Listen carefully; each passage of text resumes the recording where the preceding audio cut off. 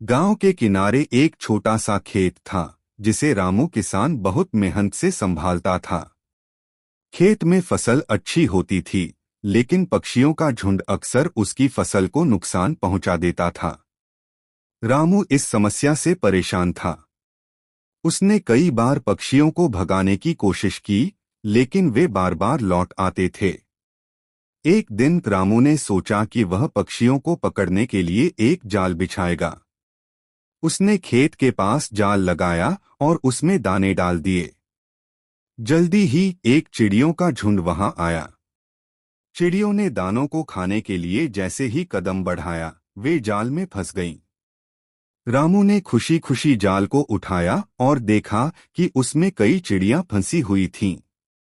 उनमें से एक चिड़िया ने रामू से विनती की, कृपया मुझे छोड़ दो, मैं आपको एक महत्वपूर्ण बात बताऊंगी। रामू ने सोचा कि वह चिड़िया से बात सुन ले। चिड़िया ने कहा, मुझे छोड़ दो, मैं तुम्हें एक ऐसा रास्ता बताऊंगी जिससे तुम्हारी फसल भी बच जाएगी और तुम्हें कुछ अनमोल मिलेगा। रामू को यह सुनकर जिज्ञासा हुई। उसने चिड़िया को जाल से बाहर निकाल दिया। जैसे ही चिड़िया ने उड़ान भरी, उसने रामू से कहा, जीवन में लालच कभी मत करो। मैंने यह झूठ कहा था कि मेरे पेट में सोने का सिक्का है। अगर तुम मुझे मारते तो भी तुम्हें कुछ नहीं मिलता, लेकिन अगर तुम मेहनत और धैर्य से काम करोगे तो तुम्हें अपनी मेहनत का फल अवश्य मिलेगा।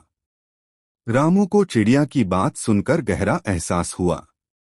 उसने सोचा कि पक्षियों को मारने और पकड़ने के बजाय अगर वह उन्हें प्यार से भगाएगा तो शायद वे उसकी फसल को नुकसान पहुंचाना बंद कर देंगी। उसने अपने खेत में एक जगह दाने डालने का फैसला किया ताकि पक्षी वहीं खाएं और फसल को नुकसान न पहुंचे। कुछ दिनों में रामू ने देखा कि चिड़ियों का झुंड अब उसकी फसल को नुकसान नहीं पहुंचा रहा था। वह अपनी फसल काटने में सफल हुआ और अच्छा लाभ कमाया। शिक्षा।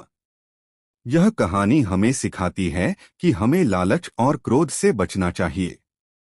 जीवन में धैर्य और समझदारी से काम लेना जरूरी है। अगर हम दूसरों के प्रति दयालु और समझदार होंगे तो हमें अच्छे परिणाम मिलेंगे।